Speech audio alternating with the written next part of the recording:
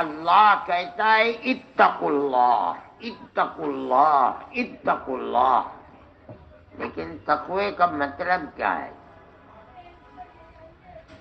تقوی کا مطلب ہے کہ ان تجعل بینک وبین ما تخافه تقاتا تقیک منہ۔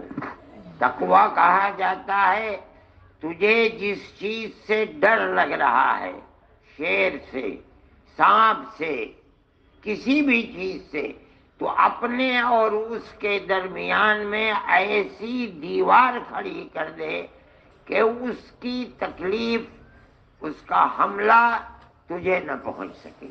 اس کا نام ہے تقوی۔ اس کا مطلب کیا ہے؟ اتقوا اللہ۔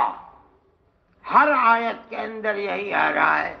اس کا مطلب ہے اللہ کے غضب اور اپنے درمیان میں ایسی ایمان اور عمل صالح کی دیوار کھڑی کر لے کہ اللہ کا غضب تیرے اوپر نہ ہو۔ یہ مطلب ہوا اتقوا اللہ۔ اللہ سے تقوی کو اپناؤ۔ کیا مطلب؟ اللہ کے غصے اور اللہ کے غضب سے بچو۔ وہ بچنا اس کی صورت یہ نہیں ہے کہ دیوار بنا لو پتھر کی، اس کی صورت صرف دنیا میں ایک ہی ہے، ایمان اور عمل صالح، اچھا عمل۔ یہ دو چیزیں ایسی ہیں کہ اگر دنیا میں ہیں تو کل قیامت کے دن اللہ کے غضب سے آدمی محفوظ رہ سکے گا، اور اگر یہ دونوں چیزیں نہیں ہیں تو اللہ کے غضب سے محفوظ رہنا بڑا مشکل ہے۔ اچھا، اب تقوی کا سوال پیدا ہوتا ہے، اتقوا اللہ کا مطلب سمجھے۔ ہر وہ کام جس سے اللہ کا غضب اترتا ہے، جس سے اللہ کا غصہ ہوتا ہے، مومن کو اتقوا اللہ کہہ کے فرمایا جا رہا ہے اپنے آپ کو اس سے بچا، ساودھان رہے، ہر وقت سوچ، قدم بڑھا رہا ہے تو سوچ کہ کہیں تقوی کے خلاف تو نہیں ہے، آنکھ اٹھا رہا ہے تب سوچ کہیں اللہ کے غضب کا سبب تو نہیں بن جائے گا، کان لگا رہا ہے تب سوچ، زبان کھول رہا ہے تب سوچ۔ مگر خاص تعلق تقوی کا نکاح سے کیا ہے؟ یہ سوچنے کی چیز ہے۔ مگر اللہ نے قرآن میں اور جناب رسول اللہ صلی اللہ علیہ وسلم نے حدیث کے اندر جو مومن کی ہدایت کا راستہ ہو سکتا تھا، کسی راستے کو خالی نہیں چھوڑا ہے۔ اب دیکھیے تقوی نکاح میں کہاں آ کر کے رکھتا ہے۔ متقی لوگوں کی بہت صفات ہیں، متقی ایسا ہونا چاہیے، ایسا ہونا چاہیے، ایسا، لیکن قرآن میں ایک جگہ فرمایا ہے اعدت للمتقین۔ اللہ فرماتا ہے جنت متقیوں کے لیے بنائی گئی ہے۔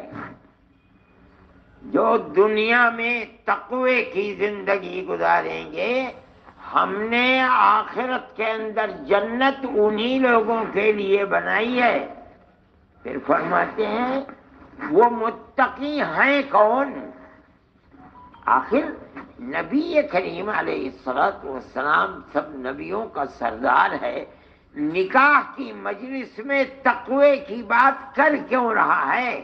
اس آیت سے سمجھ میں آتا ہے کوئی راستہ چلتا ایسے ہی تھوڑے ہماری طرح آدمی ہے، تمام انبیاء کا سردار ہے، پورا قرآن اس کے اوپر اللہ نے اتارا ہے، جس کی تفسیر اس نے حدیث کی شکل میں کی ہے، ہزاروں ہزار کتابیں دنیا کے اندر موجود ہیں۔ کیا کہہ رہا ہے؟ متقیوں کے لیے جنت بنائی گئی ہے۔ پھر قرآن کہتا ہے متقی ہیں کون لوگ؟ قرآن کہتا ہے پہلی الذین ينفقون فی السراء والضراء، کم ہوتا ہے تب، مال زیادہ ہوتا ہے تب جو لوگ اللہ کی رضا کے لیے خرچ کرتے ہیں، بیوی کا نان و نفقہ، رہنا سہنا، کھانا پینا، اوڑھنا بچھونا پہننا، جب اس نے کہا میں نے قبول کیا، اپنے سر کے اوپر لے لیا۔ خرچ نہ کرے بیوی کے اوپر، متقی نہیں ہو سکتا۔ متقی وہ ہوگا جو ضروریات زندگی کو اپنی بھی پوری کرے گا، اپنی بیوی کی بھی ضروریات زندگی کو پورا کرے گا، ورنہ متقی نہیں ہوگا۔ متقی نہیں ہوگا تو تیرے لیے جنت نہیں بنائی گئی۔ ایک صفت۔ دوسری صفت سنیے، الذین ينفقون فی السراء والضراء والکاظمین الغیظ۔ قرآن کہتا ہے اپنے غصے کو پینے والے۔ تو کسی خاندان کا ہے، تیری بیوی کسی خاندان کی ہے، تیری تربیت تیرے ماں باپ نے کی ہے، اس کی تربیت اس کے ماں باپ نے کی ہے، اس نے اس ماحول میں زندگی گزاری ہے، تو اپنے ماحول میں زندگی گزار کر جوان ہوا ہے۔ اگر اس کی کسی بات پر تجھے غصہ آئے تو اپنے غصے کو پی، کاظمین الغیظ، اپنے غصے کو پینے والے۔ یہ کہ ہر وقت ڈنڈا لے کر کھڑا ہو جائے، گفتگو کرنے لگے، اناپ شناپ باتیں کرنے لگے، تیرا شمار تقوی کے متقیوں کے اندر نہیں ہوگا۔ وہ متقی جن کے لیے اللہ نے جنت بنائی ہے، وہ تو اپنے غصے کو پینے والے ہیں۔ ہو سکتا ہے کہ اس ازدواجی زندگی کے اندر تجھے غصہ آ جائے کسی چیز پر، اپنے غصے کو پی، اپنے غصے کا اظہار بیوی کے اوپر نہ کر۔ پھر دو صفات، تیسری صفت بیان کرتے ہیں، کون ہے؟ فرماتے ہیں والعافین عن الناس۔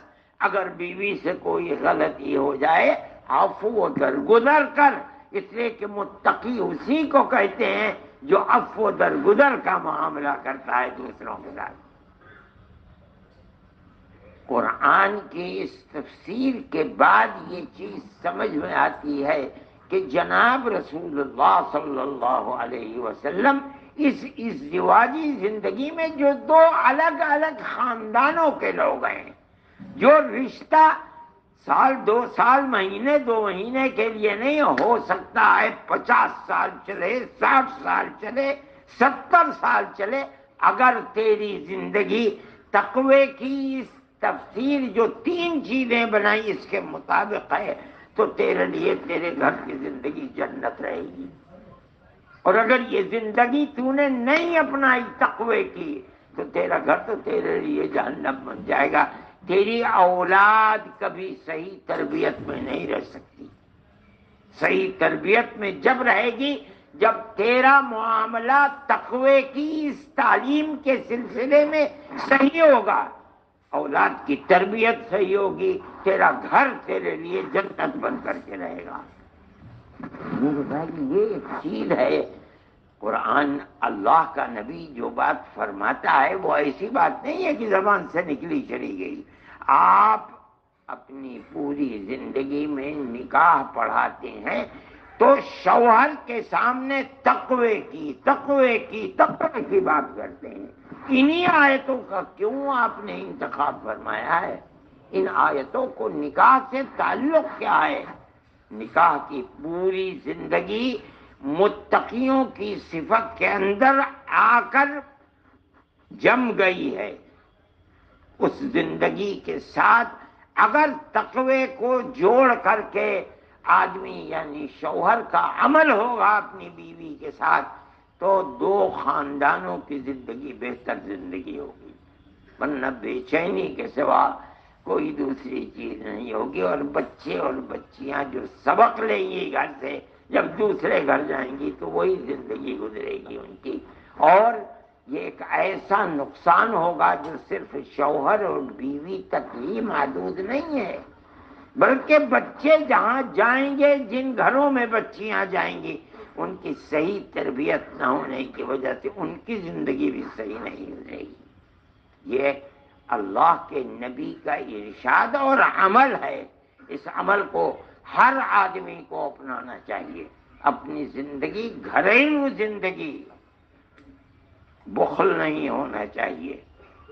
جو جائز اخراجات ہیں وہ انسان پر، مرد کے اوپر واجب ہیں، اگر پورا نہیں کرے گا تو عند اللہ اس سے مؤاخذہ ہوگا۔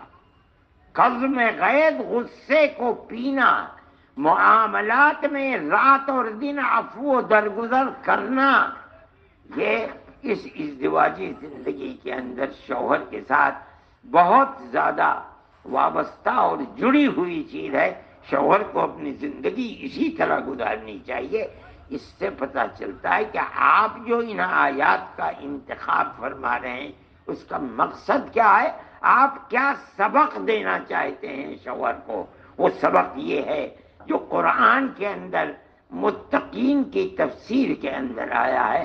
اللہ ہم سب کو حسن عمل کی توفیق عطا فرمائے اور قرآن کی ان ہدایات کے مطابق اپنی زندگی گزارنے کی توفیق عطا فرمائے۔ اللہ ان دونوں کی زندگی بھی خیر و خوبی اور عزت و آبرو کی زندگی بنائے اور دنیا کو بھی آباد رکھے، آخرت کو بھی آباد رکھے۔ وآخر دعوانا ان الحمد للہ۔